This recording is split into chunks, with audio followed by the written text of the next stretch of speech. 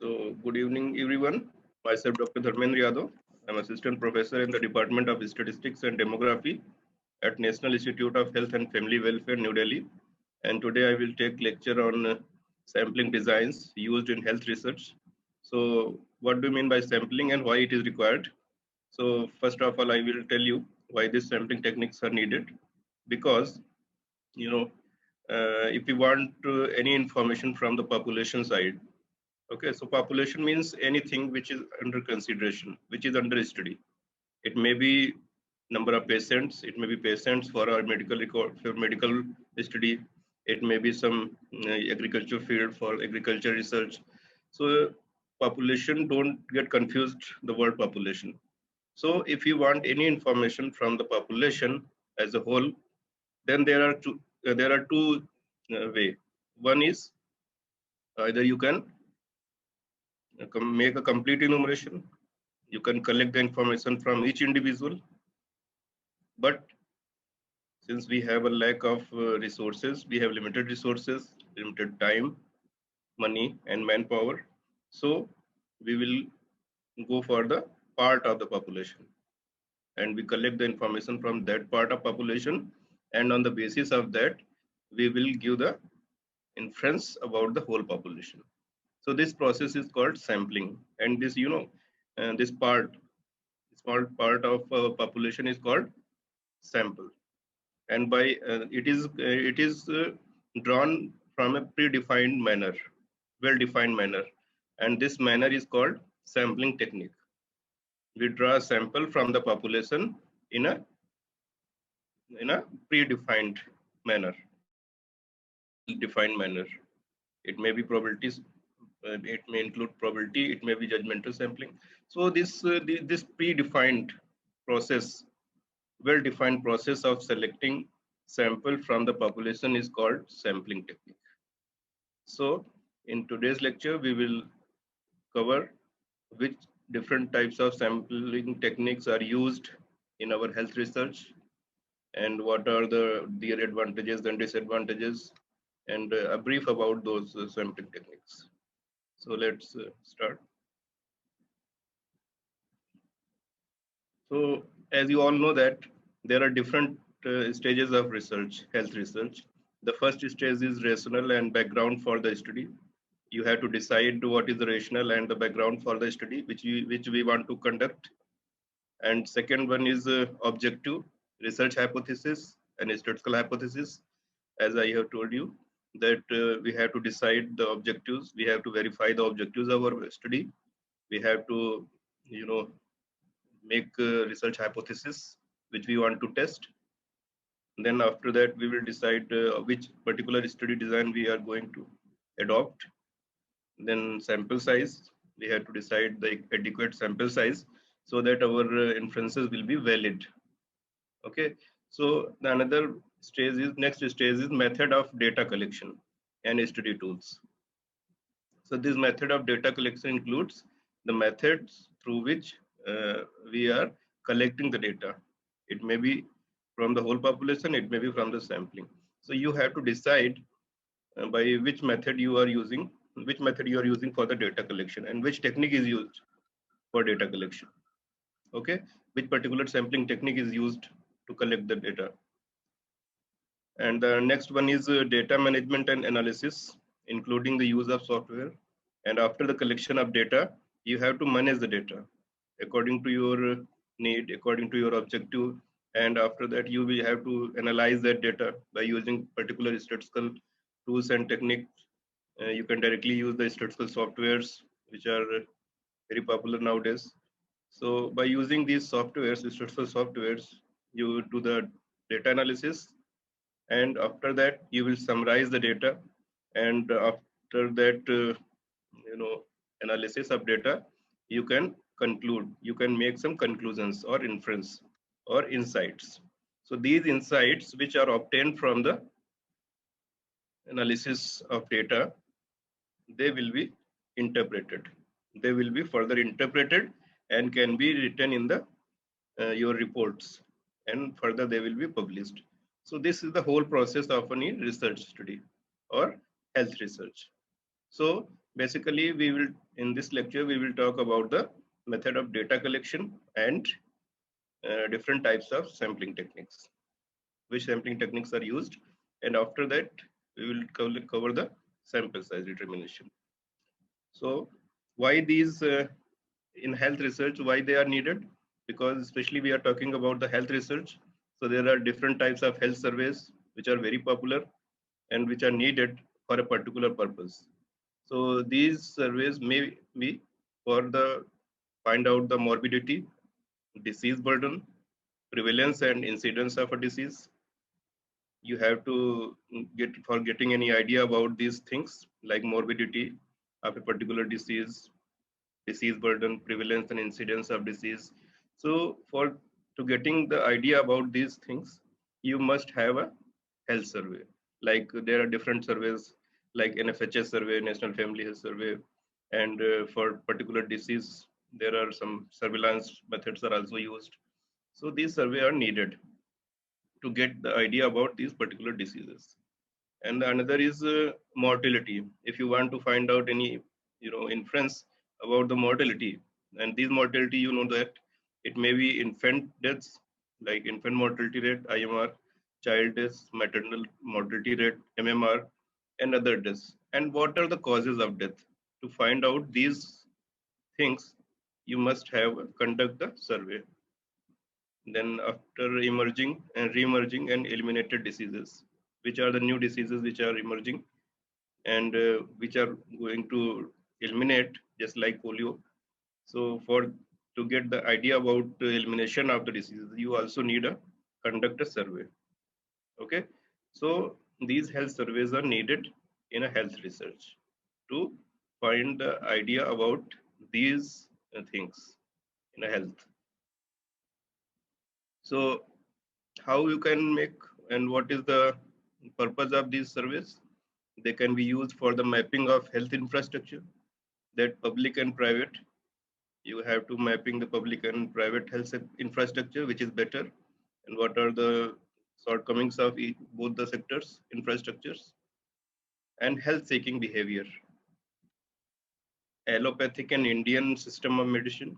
If you want to compare the which one is better, allopathic or Indian system of medicine, advantages and disadvantages of both the system, then you must conduct a survey to get the idea about both the system. Government facilities and private facilities, expenditure incurred on health, how much money is going expenditure on health. So you, for getting any idea, you have to conduct the survey.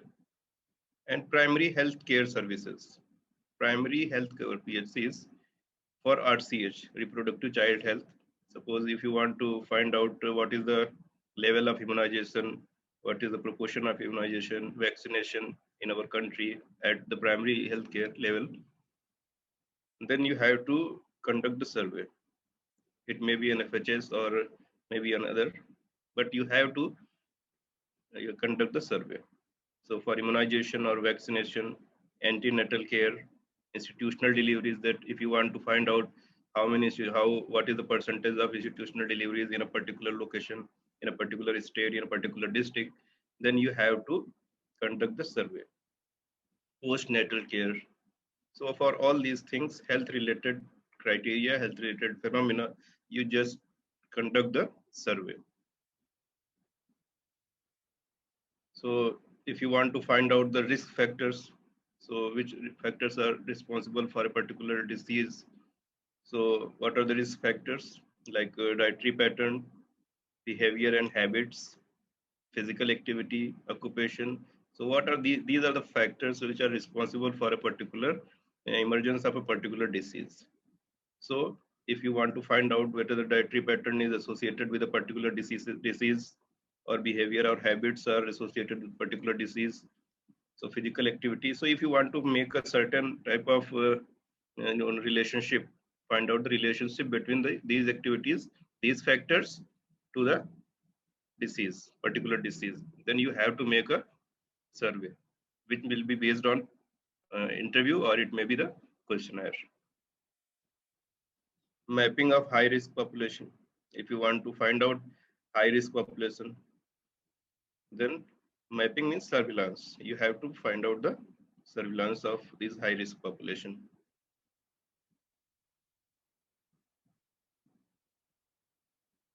So what are different methodologies which used in health surveys? We will talk about these methodologies. Methodology means which methods are used to conduct the health survey, okay, by which we can collect the information from the respondents. So the interview which which can be conducted by using the structured questionnaire. It is the most popular method of in the data collection in the surveys, structured questionnaires. So you have to make the structured questionnaire and write the particular questions related with your study and take the information or observations from the respondents. So this is a one method, interview using the structured questionnaire.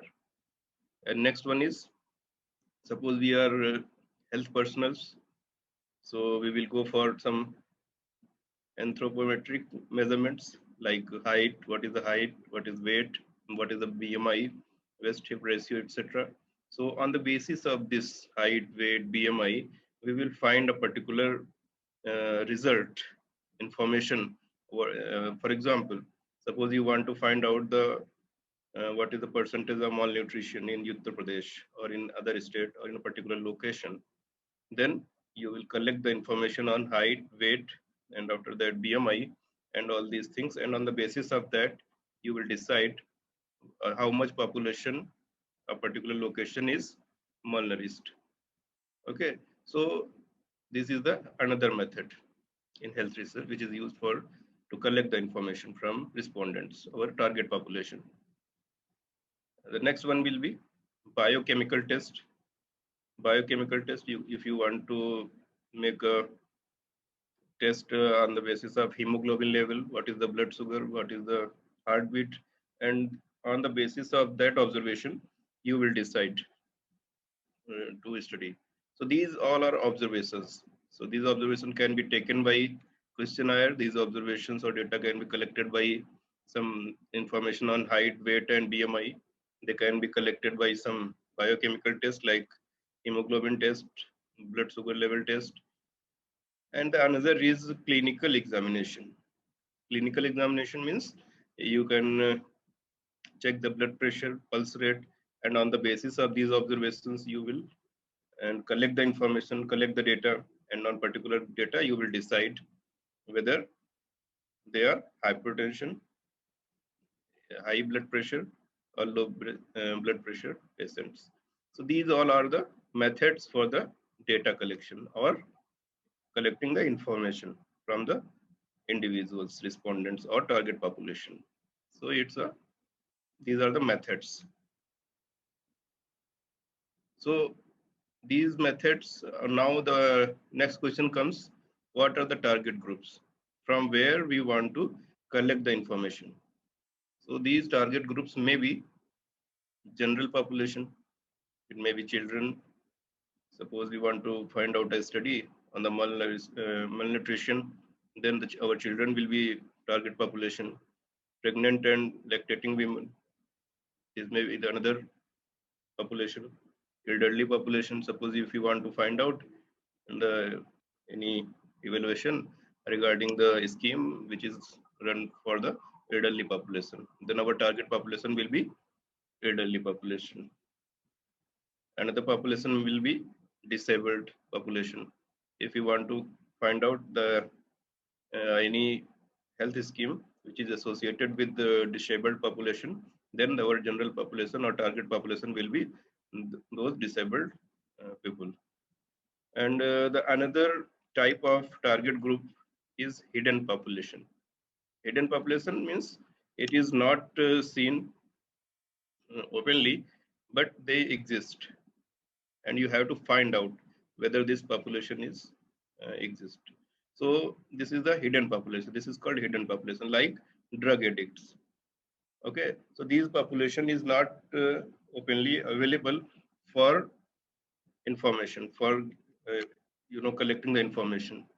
Suppose if someone, if you want to, if you ask someone that if you take the drug, then everyone will refuse. No, I'm not drug. So I'm not taking drug. So these are called hidden population. So for those you have to apply different methods. The another hidden population may be homosexuals, lesbians. So these are called hidden populations. So these may be our target populations, target groups. If any study is related with these hidden population, then you must focus on those target population also.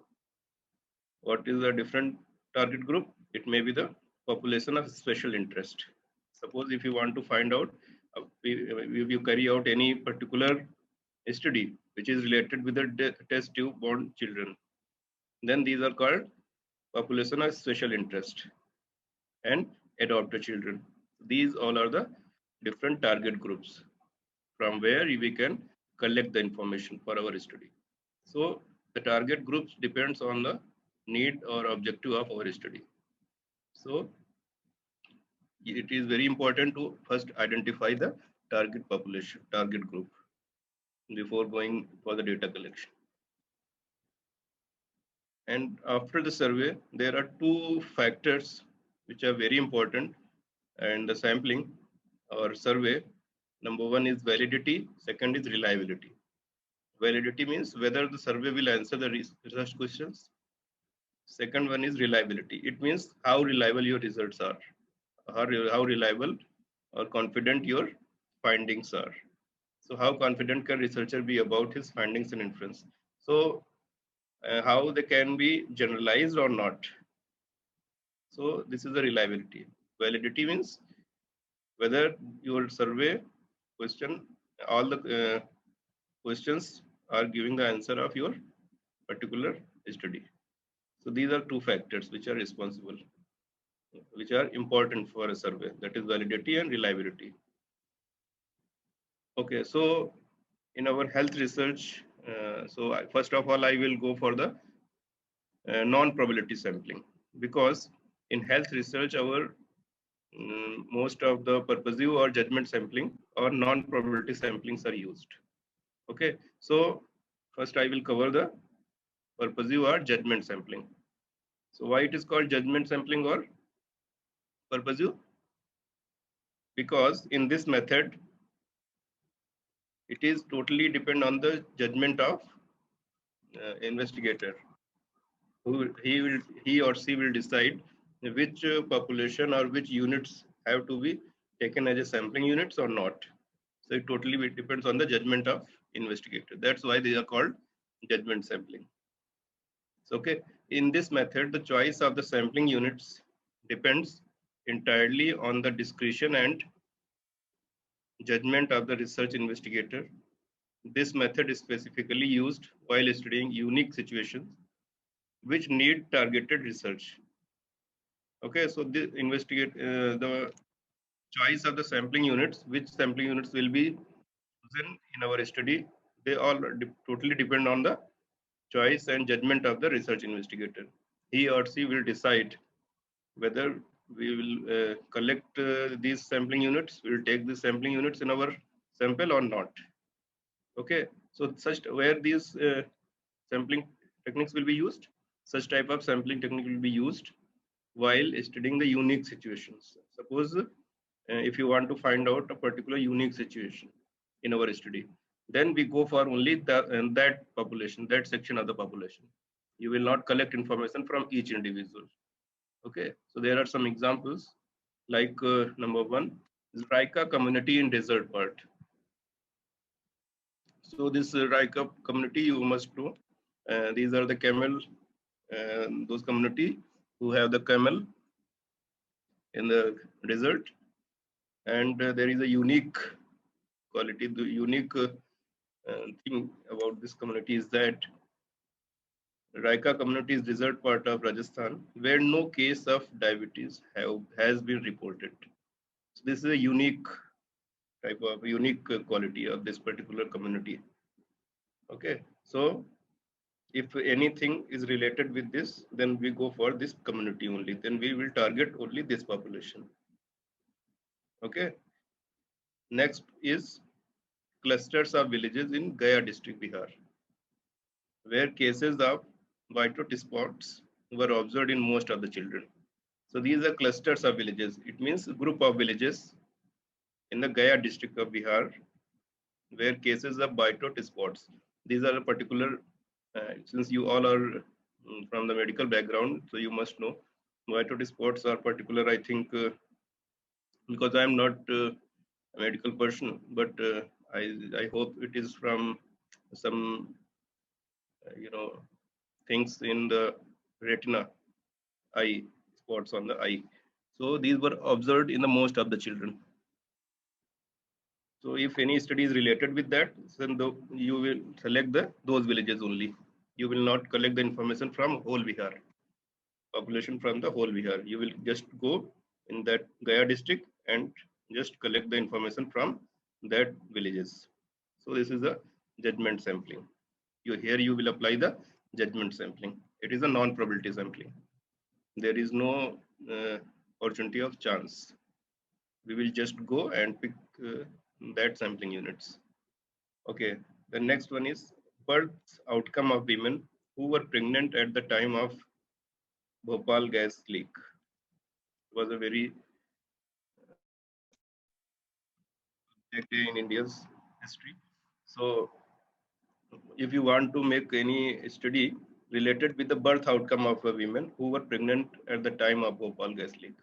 So at the time of Bhopal gas leak, those women which were pregnant, if you want to make certain study on those women, then you will cover only that women. So it is a purposive sampling or judgment sampling. You will not go Bhopal and collect all the information from each individual. You will just restrict yourself towards those population. Next is physical and mental growth pattern of children born through test tube baby technology. Okay, suppose we are going to conduct a study to find out the physical and mental growth pattern of children which are born through the test tube baby technology. So we will collect the information from that population only. We will not collect the information from each child. So these are particular things. So the thing which I want to mention here is that purposive or judgment sampling is used if you want to make a certain type of study in which it is a unique situation. And you know that this unique situation, unique quality is associated with a certain population. Okay, and then you go to that segment of the population and collect the information. You need not take the information from randomly. Then you go for that particular section and ask the information. Okay, so this is the purposive or judgment sampling. So it's a very common example. Just say, for example, if you want to find out the information about the tuberculosis patients, then you know that there is a particular rehabilitation center for the TB patients, and then you go to that centers and collect the information from those TB patients. Okay, because they are residing in a particular location. So this is called purposive or judgment sampling. Here you will not say that I will take the random sampling. No, random sampling is not possible here because it is not possible that any randomly selected person has a particular unique that particular quality. So in this case, purposive or judgment sampling is a better option. Okay, and then again we go for the probability sampling. There are certain types of probability samplings, and why they are needed? Because in judgment sampling or non-probability sampling, there is a very big or you can say huge amount of bias is there. The concept or factor of bias is included in that sampling. So to reduce the term bias, concept of bias, we will go for the probability sampling or random sampling, so that this factor of bias can be removed from our results or estimates. To reduce the bias, we go for the probability sampling. We will do the randomization and all these things. So these are called a probability sampling. So probability sampling is the scientific method of selecting samples according to some laws of chance. Chance means probability. So it required some particular chance. You are not here. You are taking the random sample. You are picking the units randomly, in which each unit in the population has some definite pre-assigned probability of being selected in the sample. Okay, so these are the probability sampling. So the most important and popularly used probability sampling techniques are simple random sampling, systematic sampling, cluster sampling, multi-stage sampling, stratified random sampling, PPS sampling. PPS means probability proportional to size sampling. It is also a probability sampling, and PPS systematic sampling. So these are some important probability sampling.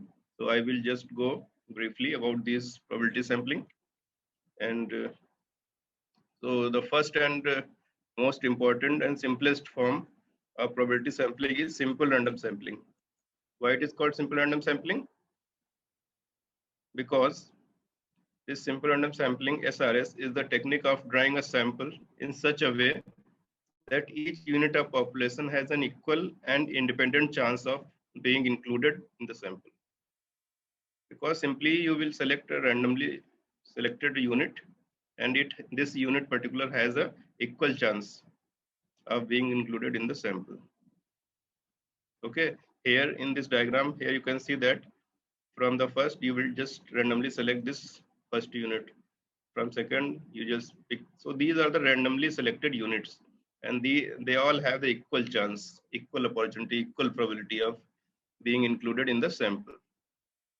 Okay, so in this, an equal probability of selection is assigned to each unit of the population at the first draw and after subsequent draws. So they have the equal probabilities. That's why they are called simple random sampling. And they may be simple random sampling with replacement and without replacement. So why they are called simple random sampling with replacement? It means if a unit which is selected randomly is replaced back to the population before the subsequent draw. First time we select a randomly selected sample, and in the second draw, if we are going to select a sample, then we just put that particular unit in the population. That is called simple random sampling with replacement. Okay, and another is simple random sampling without replacement. Without replacement means a unit which is selected is not replaced back to the population before the subsequent draw. In the first draw, we select a unit, and before going to select in the second draw, we are not going to put that particular unit in the population. So in simple random sampling, this is called without replacement. So in both the cases, simple random sampling without replacement is considered to be better. So this is about the simple random sampling with replacement and without replacement. And why this is done? Because this simple random sampling is done, I have just told you that this avoids the bias. It will avoid the bias and enables the computation of standard error of the estimate. So to reduce the bias, they are important. They are the purpose of this simple random sampling or probability sampling is to reduce the bias, avoid the bias. So this is the basic sampling scheme, and other schemes are modifications of this sampling. Okay, so in other samplings, in any case, in any manner, this simple random sampling is used. In the first stage, it may be the second stage. So at different stages, this simple random sampling is used. Okay, in every sampling technique. So Now the question arises how to select the simple random sample. How we can select the random sample. There are particular methods. First, maybe the lottery method. So conventional method, lottery method. Second is the use of random number tables. Third is use of computer softwares. So in lottery method or cheat method, you just, if you have capital N population size, suppose we have a 1 to 100, 1 to 50 units, okay, then write a cheat on 1 to 50, and then you will just mix and make the and random selection of those 3 or 4 or any number of units which you want to select.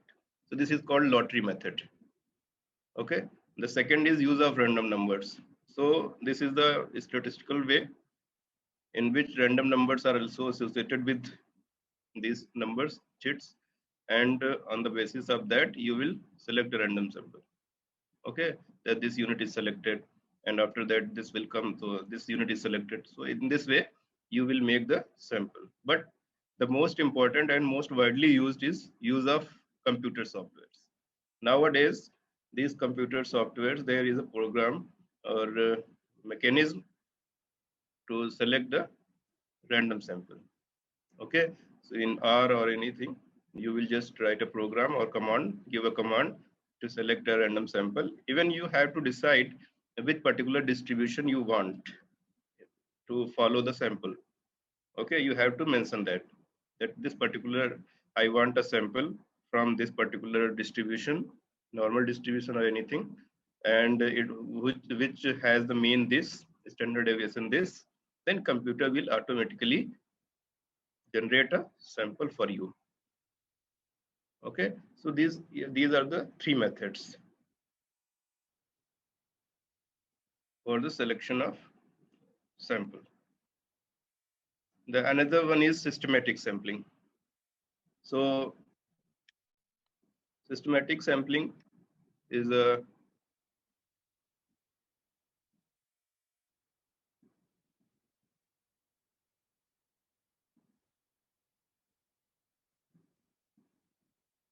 so this systematic sampling is a method in which the first unit is selected randomly and the rest being selected according to a predetermined pattern. Okay, so this is a mixed type of sampling. It means first unit is in which first unit we are selecting the randomly. We are using the simple random sampling, but after that we are going for the purposive sampling or judgment sampling. That is decided by the some mathematical method. Okay, so in systematic sampling, suppose we just conducting a health research or any survey in a particular village, then we will select first house randomly, and after that each suppose we have conduct each third unit, each fourth house will be selected. So such type of sampling is called systematic sampling. Okay, so the first unit is selected randomly, and after that they are selected according to a predetermined pattern, and this pattern will be decided by a calculation or interval. So I will describe that.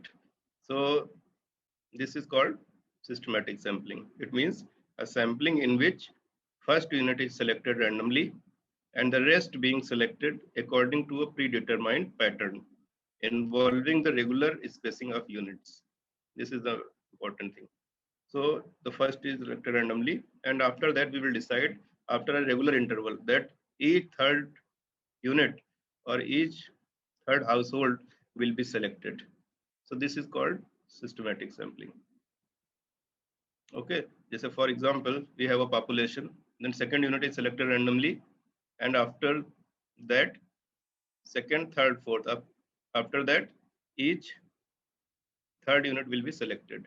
It means first unit will be second, after that 5, after that 8, then third 11. So sample will be every third unit is selected randomly. Okay, so the first selected is decided, and after that each third unit is selected. So this is called systematic sampling. So this method has advantage of simplicity, operational convenience, and ensures the uniform spread of the sample across the entire population. Okay, by using this systematic sampling, we have certain disadvantages.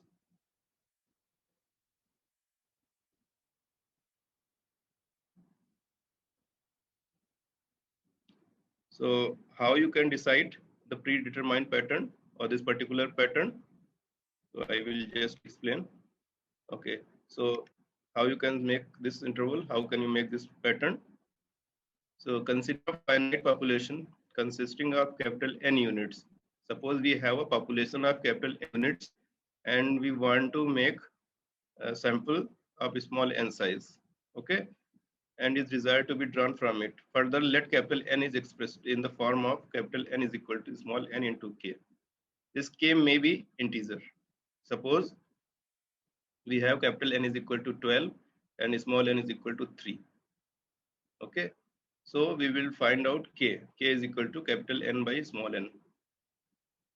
Then k will be 12 upon 4. That will be 3. So every this r, this is called k. Okay, so this is called k. This interval is called k, which is capital N upon small n. So every third, this comes the 3. So every third unit will be selected. This is the interval. Is nothing, only the interval. So every third unit will be selected after the first unit. So this is the way how you can find out the interval, and accordingly you can make the sample in the systematic sample.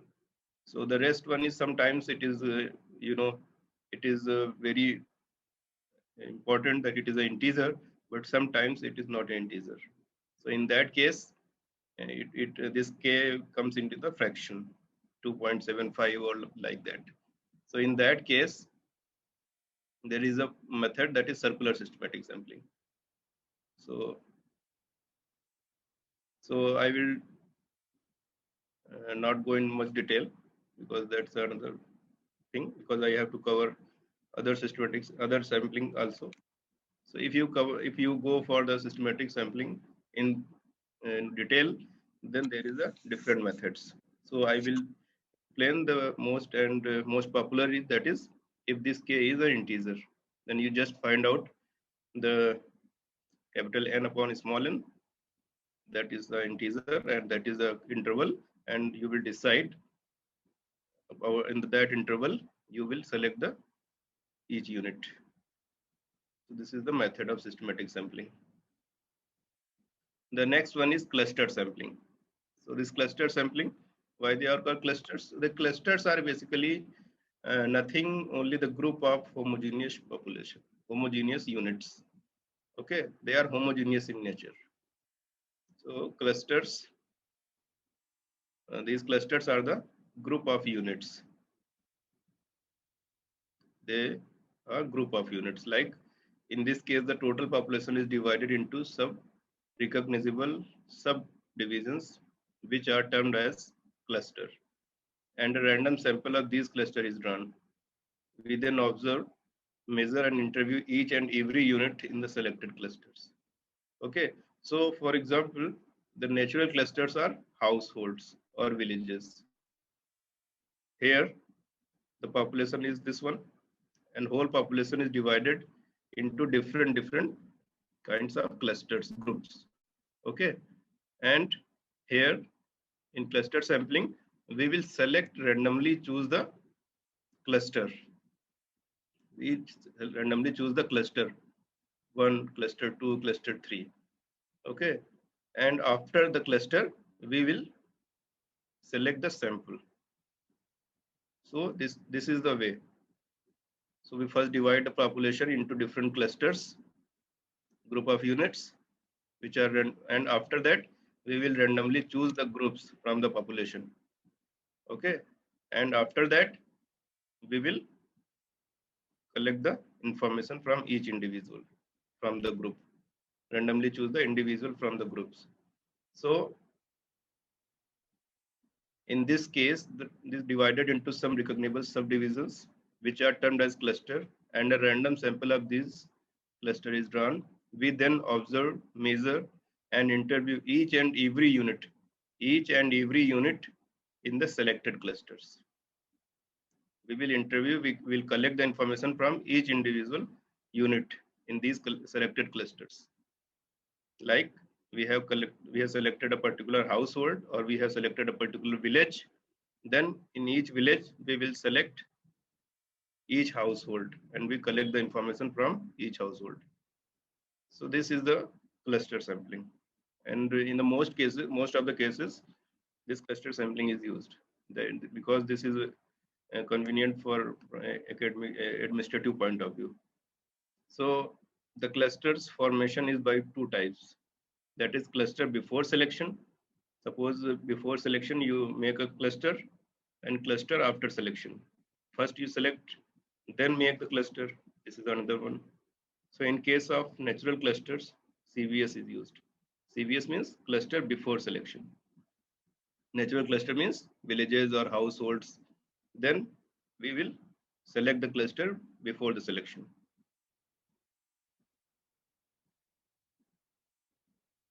So this is WHO. In many situations such as WHO methodology, CAS is used.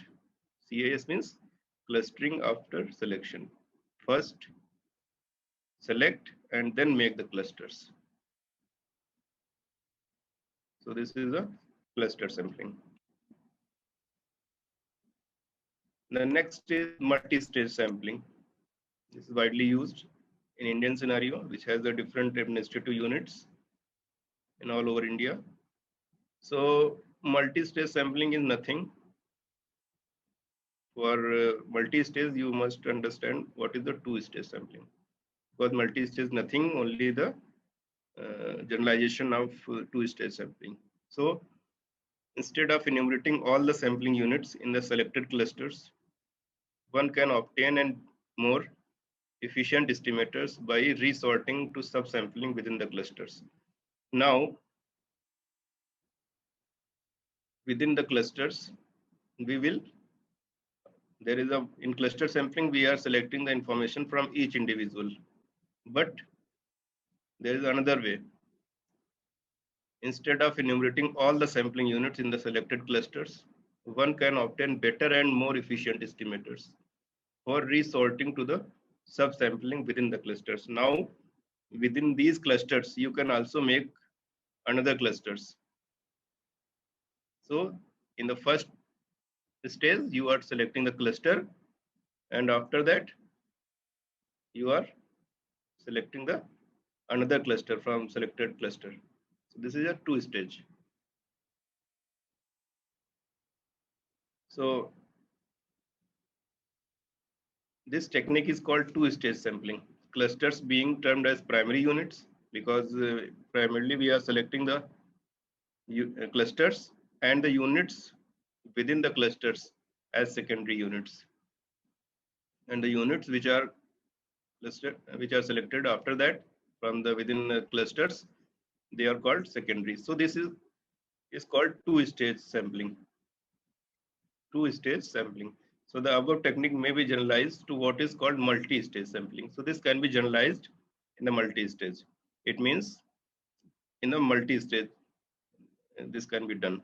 So as the name suggests, multi-stage sampling refers to a sampling technique which is carried out in various stages.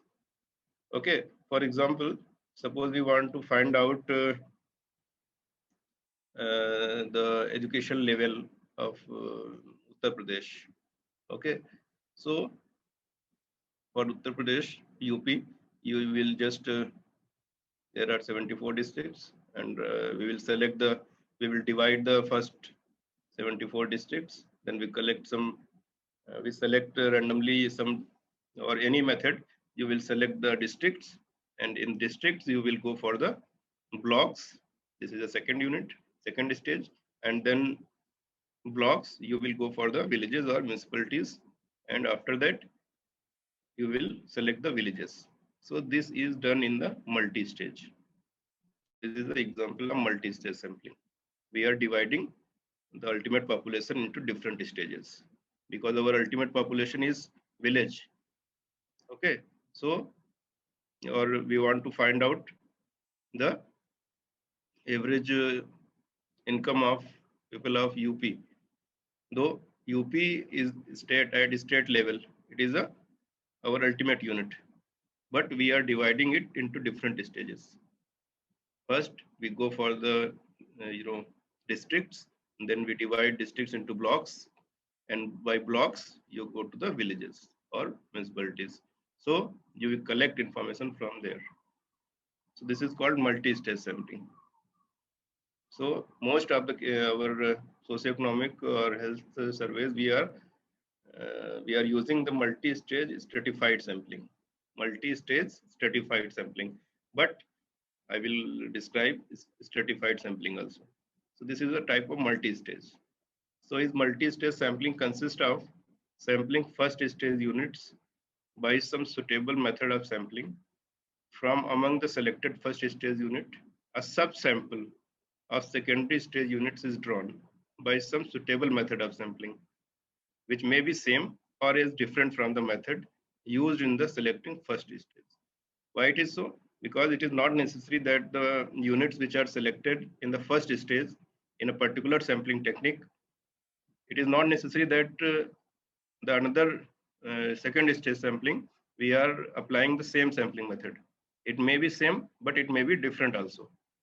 Suppose in first stage, we are selecting the districts. For example, we are selecting the districts randomly or PPS sampling, probability proportional to size, according to the population of districts. But in that particular districts, we are selecting random or systematic or random, you can say that randomly simple random sampling blocks are used. And in blocks, we are using the systematic sampling for the selection of villages. So in all three stages, there are different three sampling techniques are used.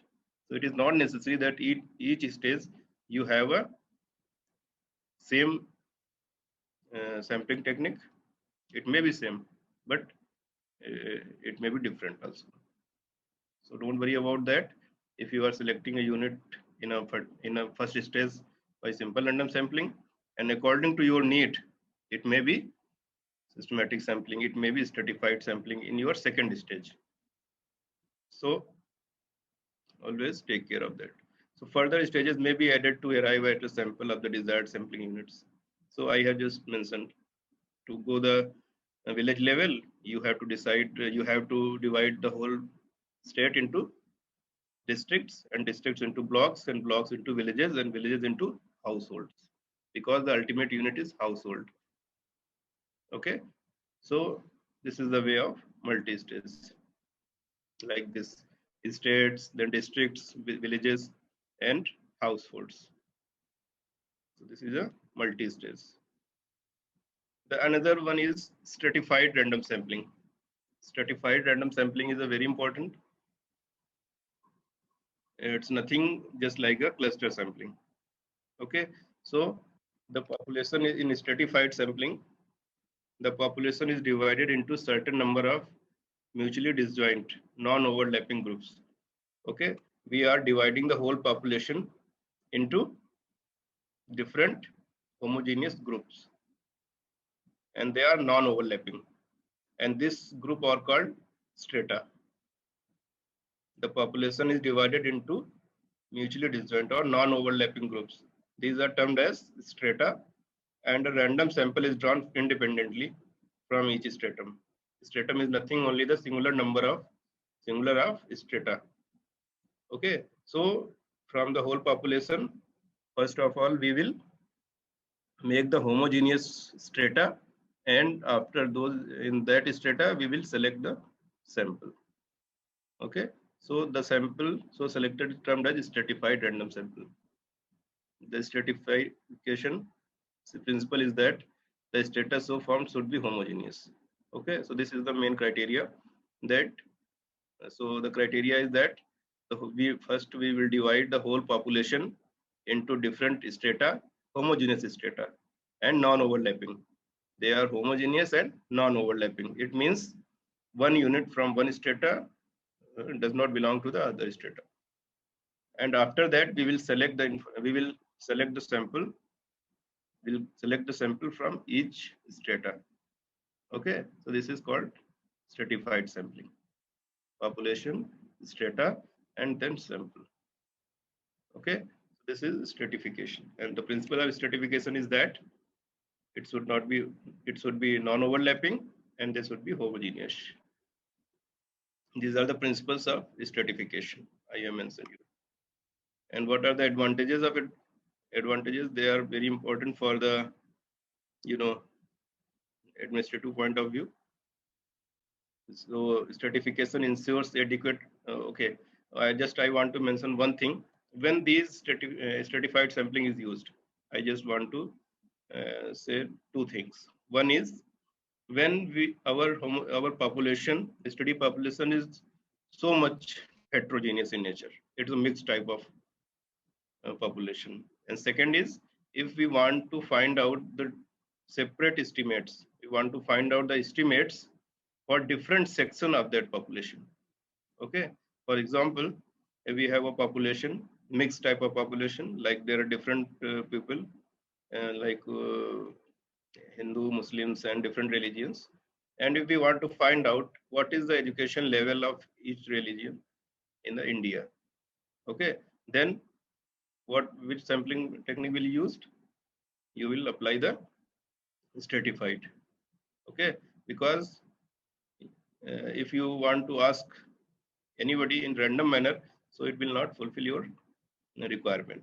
So first you divide the whole population into different strata, and then you will select the sample.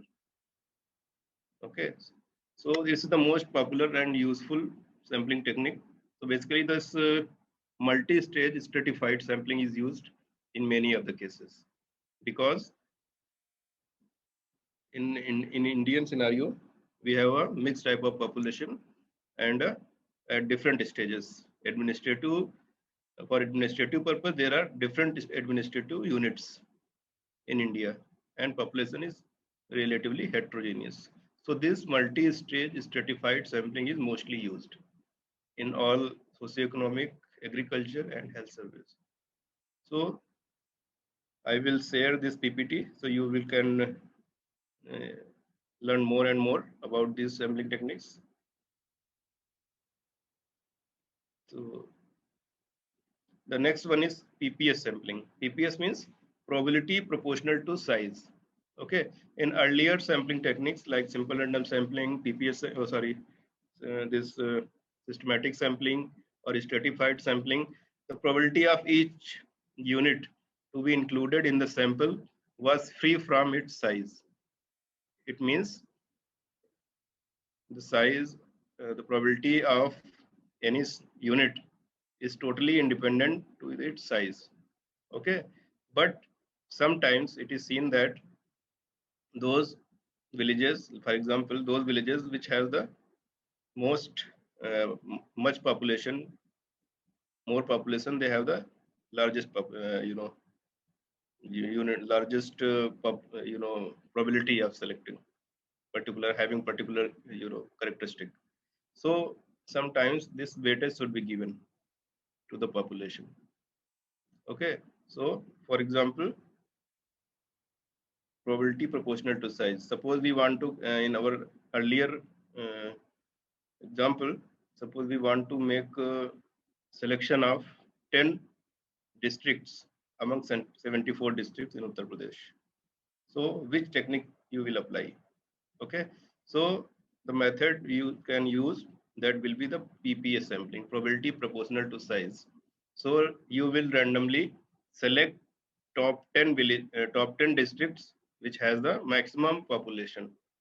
Okay, so highest population के 10 districts आप select कर लेंगे, because this is called PPS sampling, probability proportional to size.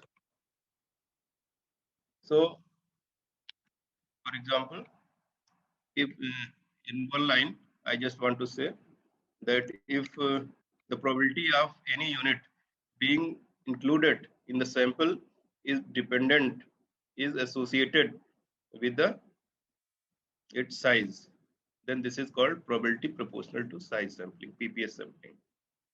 It means with the units which have larger size have the more probability, larger probability of being selected.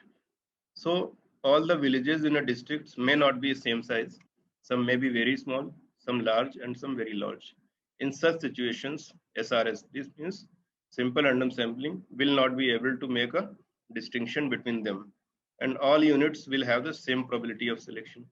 In simple random sampling, obviously, all the units have the equal probability of selection. An ideal situation would be to assign probabilities proportional to their size. Okay, because why? Because the larger units are expected to make greater contribution to the population total. So the sample are so selected is likely to provide a more efficient estimate of the population total. So this is why this PPS sampling is needed. So one way of increasing the efficiency of estimator is to assign unequal probabilities of selection to the different units. And more specifically, the selection probabilities can be made directly proportional to the population of area. So a procedure of sampling in which units are selected with probabilities proportional to their size is termed as PPS sampling. Okay, so what is PPS sampling? PPS sampling is nothing, only a procedure of sampling in which units are selected with probabilities proportional to their size. That's why this is called PPS sampling, probability proportional to size, because the probability of being included in the sample of any unit is directly proportional to the size of that unit. So there are two methods that of selection, and these are some little bit mathematical, so I will not go in much detail. So I just want to say, suggest you that in many cases, whenever you will conduct a survey in for your study, so you can select the districts or villages according to their population. Okay, if you want to, we have 74 districts and we want to select 5 or 10 districts among them, then the best one is to apply the PPS sampling. That is probability proportional to size. You just select 10 most populated districts. That's it. That is PPS sampling. And the justification is that you are using the PPS sampling to select the districts, 10 districts among the 74. Okay, so this is use of PPS sampling. So I will not go into detail. The next is inverse sampling. So inverse sampling is we used in health research survey. So in inverse sampling, one continuous sampling of units until required number of events are observed. So it's type of inverse, where we will continue sampling one unit, second unit, and until the desired event is observed. Okay, so inverse sampling is often performed when a certain characteristic is rare, such as deaths due to accidents, cases of snake bites. So in such cases, you will just ask the questions to the persons that which person is dead due to the accident or snake bites, and then you will get a sample until the desired outcome or event is happened. So this inverse sampling is also used for studying the diseases which are at the stage of eradication or for species which are at the stage of extinction. So for that, you will apply the inverse sampling. Why it is called inverse? Because it is just opposite of usual sampling. Because in usual sampling, you will decide, you will select, you will decide event and then select. But in inverse sampling, you will sample first and then decide the event. So this inverse sampling was recently used in leprosy survey undertaken nationally by ICMR This has been published in a peer-reviewed journal. So these inverse sampling are generally used to find out the particular diseases which are at eradication level. So they can be used for they can be used by ICMR also. So next and most important is snowball sampling. So this snowball sampling is nothing but the judgment non-probability sampling, and it is also used in health research. So why this is called snowball sampling? Because if a ball is rolled on snow, what it happens? It picks up more snow along the way and becomes larger and larger, thus termed as snowballing. This method is used in dealing with rare situations, but where the communication channel or awareness of such situations events is quite good. Okay, so what are sensitive cases where the openly information is not available, but you can go ask. This is called sometimes called referral sampling also, because here you are referring information from one person to another. Okay, suppose for example, the maternal deaths in a village will be known to everybody. Everybody knows that the maternal death. So further households will similar events would know others in the same village or even nearby villages. The same could be said about the case of snake bites. So in such cases, to collect the information about these cases, you go for the snowball sampling. So how can you do that? So identify some few potential subjects or sampling units in the population who have faced the event under the study. Okay. Then you just only one or two subjects may be found initially starting. Then ask those subjects to name other subjects with the similar events. So this is a referral. So you just go to those persons and they will suggest 3 or 4 names, and you go to the 3 or 4 names, unless you will repeat the process unless until repetition is not happened. Suppose in the initial persons from where you started your sampling not coming to your list. Okay, so in this way you can do the snowball sampling. The subjects so identified should be asked for other names. The process is continued, and after few stages, the same names will start reappearing. Okay, so if no new name is emerging, it means the process of snowballing is completed. So the use of snowballing for the estimation of maternal mortality ratio has been successfully demonstrated in a study at NIMS, that is National Institute for Medical Statistics, which has been published in ICMR. So this is all about the sampling techniques which are used in health research.